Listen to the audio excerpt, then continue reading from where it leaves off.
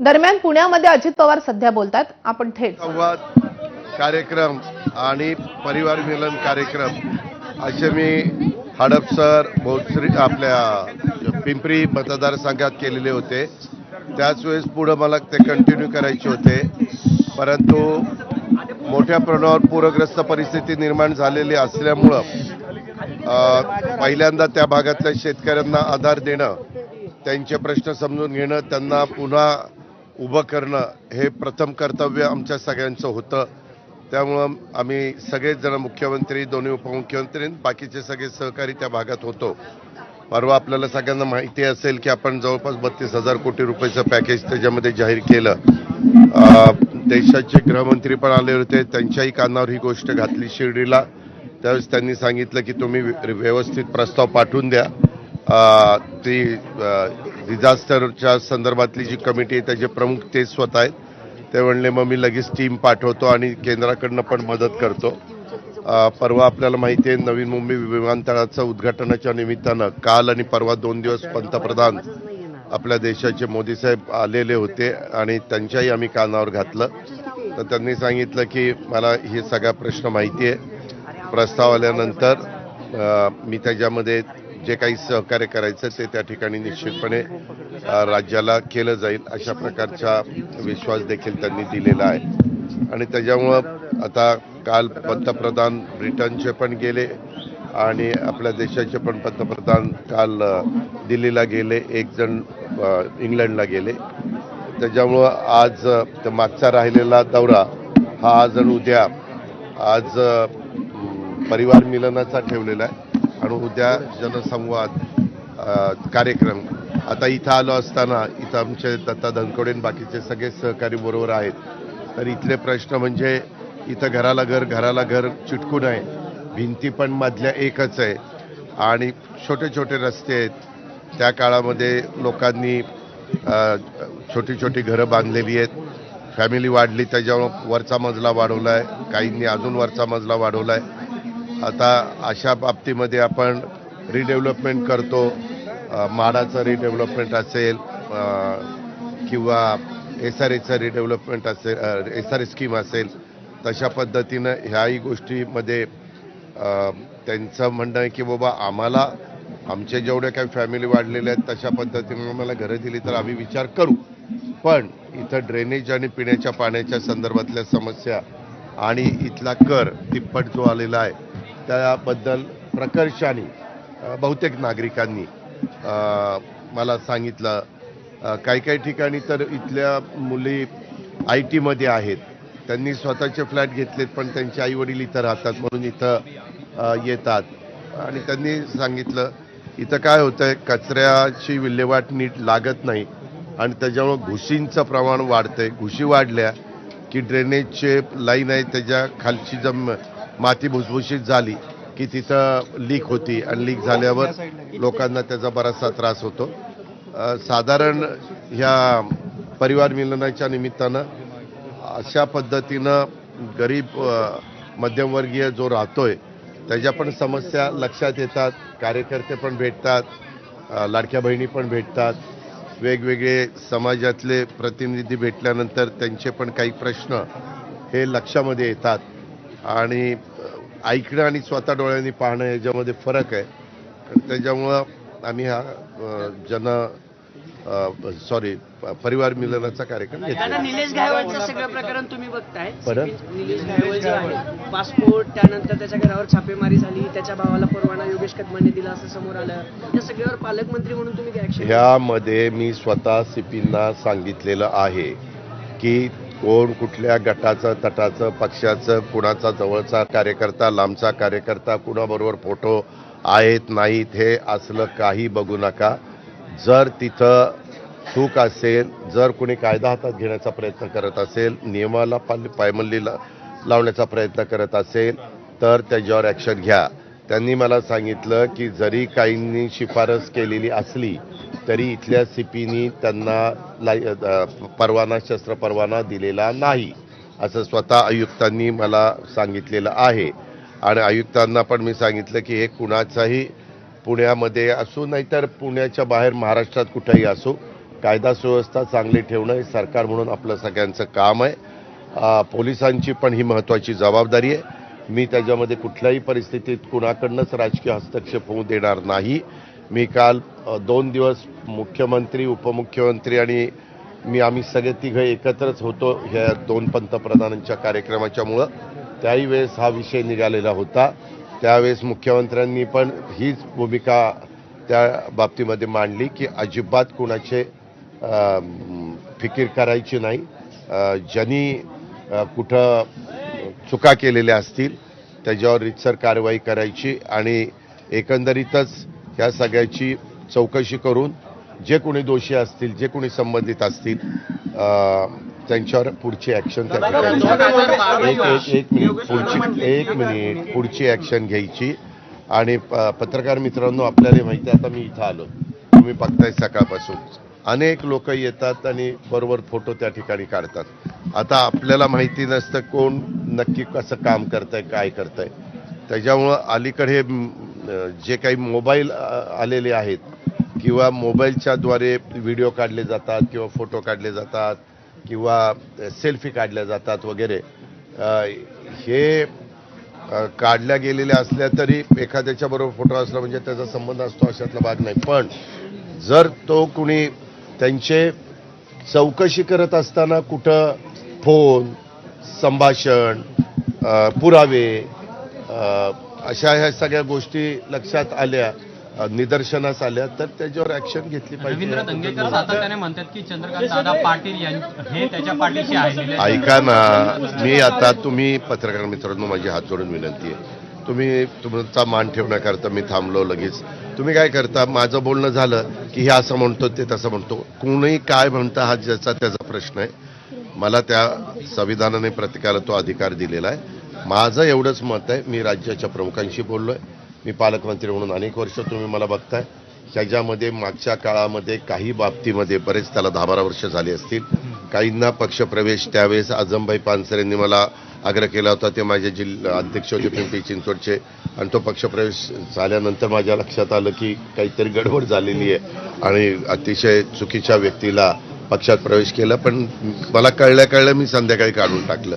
त्याच्यामुळे माझा तुम्हाला प्रत्येकाला स्वभाव माहिती आहे. मी जाहीर भाषणात पण बोलतो, माझ्या कार्यकर्त्यांच्या मेळाव्यात पण बोलतो, आणि जेव्हा आम्ही एकत्र सहकारी बसतो तेव्हाही मी सांगतो, बाबांनो, मी तुमच्याकरता माझं सर्वस्व पणाला लावील. तुमच्यावर अन्याय झाला तर, तुम्हाला जर कुणी जाणीवपूर्वक त्रास देण्याचा प्रयत्न केला तर, पण तुम्ही जर त्याच्यामध्ये कुठंतरी तुमचे हात त्याच्यामध्ये हे झालेले असतील, खराब झालेले असतील, तर त्याला काही पाठीशी घालायला आम्ही मोकळे नाहीत आणि आमच्याकडे ते होणार.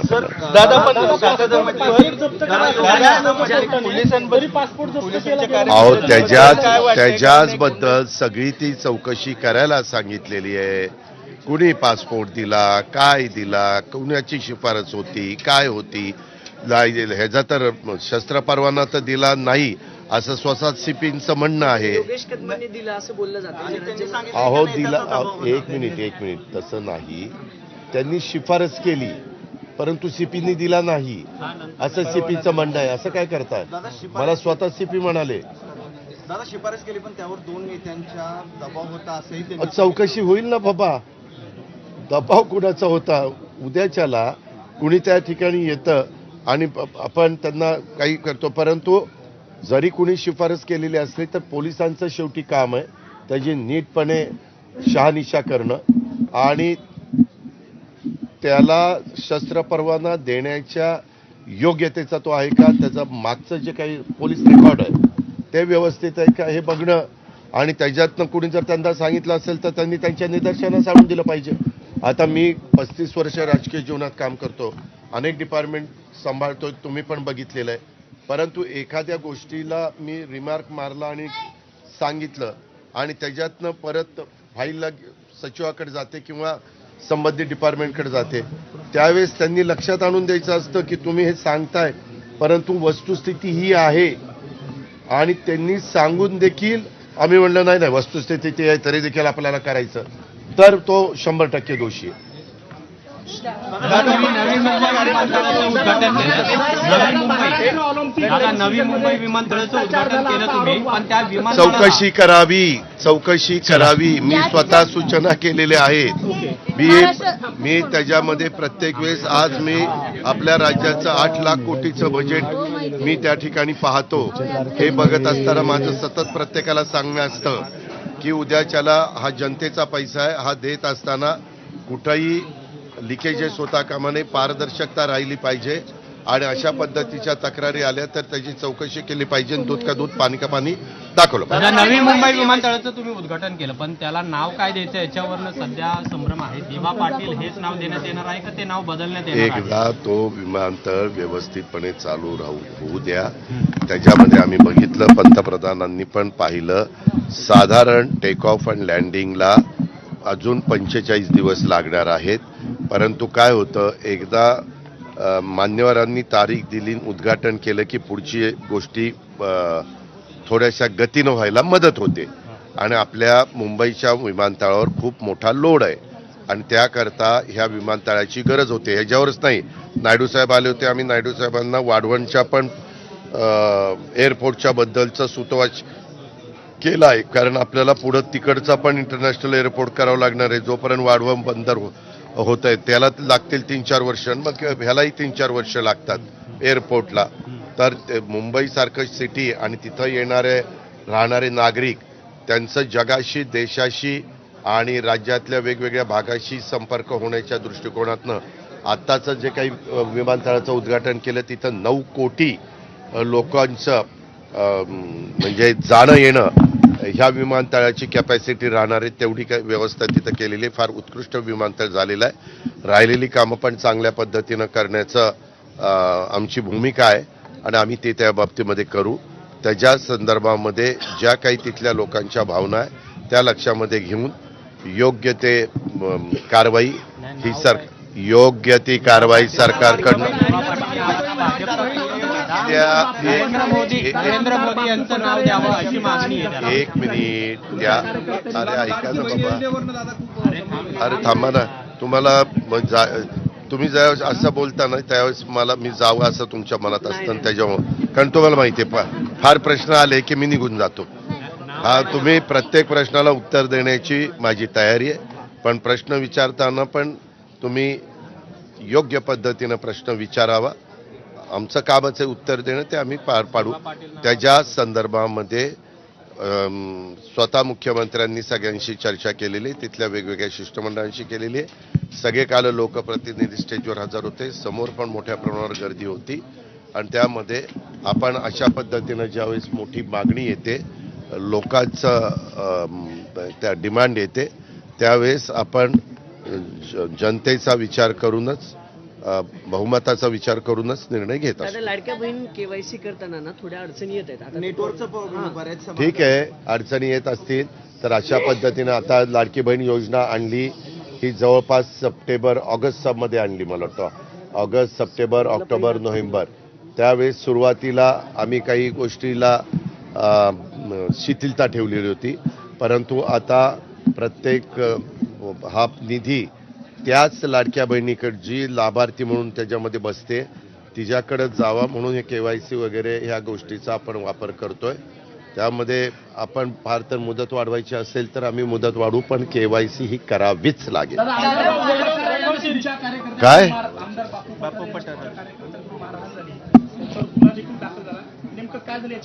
मी सीपींना सांगितलं, ज्याची चूक असेल त्याच्यावर ऍक्शन घ्या.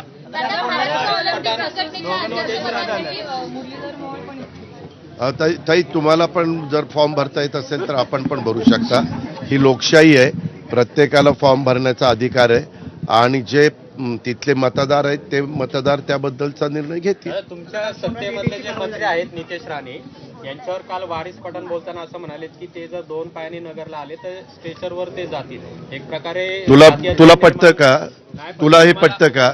एक मिनिट, मी तुम्हाला सांगतो, कुणी कायदा हातात घेण्याची भाषा करू नये. सगळ्यांच्या दृष्टीनं कायदा आणि संविधान आपलं श्रेष्ठ आहे.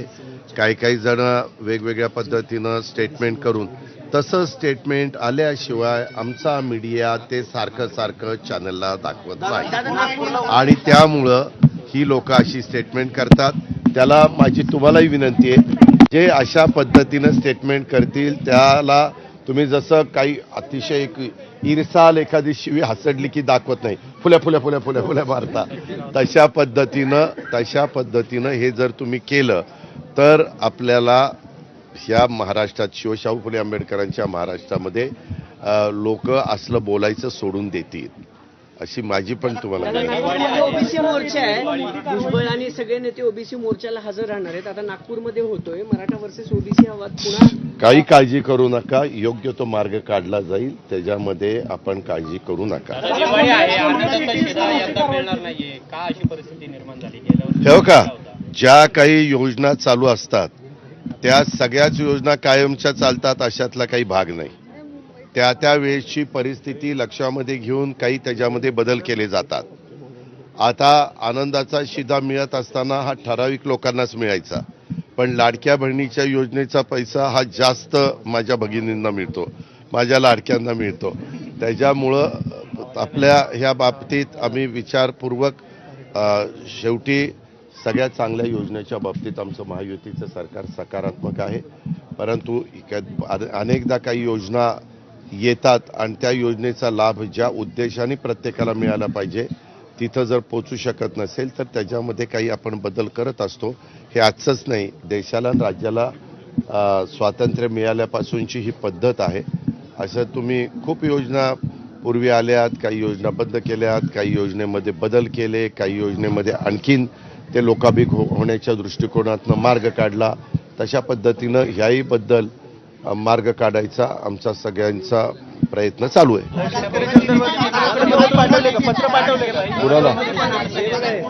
कुणाला अहो, त्याच्या संदर्भात जोपर्यंत आपल्या ज्या भागामध्ये अतिवृष्टी झाली, विशेषतः मराठवाडा, आपल्या इकडचा सोलापूर, तिकडं जळगाव वगैरे, पालघर, कोकणातलं किंवा विदर्भातले काही, तिथं ह्या सगळ्याच्या बाबतीमधले सगळे पंचनामे आणि सगळे पूल किंवा रस्ते किंवा काय हे सगळे यायला थोडासा वेळ लागतोय. परंतु तरी देखील आत्ता आम्ही जे 32,000 कोटीचं पॅकेज जाहीर केलेलं आहे ते दिवाळीच्या आत त्यांना डीबीटीवर कसे पैसे देता येतील ह्याबद्दलचा प्रयत्न चालू आहे. आणि काल चीफ सेक्रेटरी पण आमच्याबरोबर होते की तुम्ही सगळ्या कलेक्टरांशी बोलून ताबडतोब ते सगळा जी काही माहिती आहे ती गोळा करा. कारण एकदा तुम्ही प्रस्ताव पाठवला, परत दुसरा प्रस्ताव तुम्हाला पाठवता येत नाही, आमचं पाठीमागचं जे पाठवलं त्याच्यात ही चूक राहिली, ती चूक राहिली, त्याच्यावर थोडासा विलंब लागतो. पण तुम्ही पाहिलं असेल तिथं अमितभाई पण म्हणाले की तुम्हाला मी मदत करीन आणि काल आम्ही पंतप्रधानांना पण विनंती केली.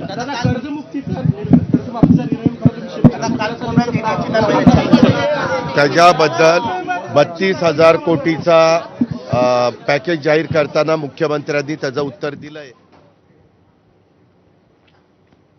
तर या अजित पवारांच्या प्रेस कॉन्फरन्स सोबतच बुलेटिनमध्ये वेळ झाली आहे. इथेच थांबण्याची, पुढचं बुलेटिन घेऊन येते प्रज्ञा. पाहत रहा ABP.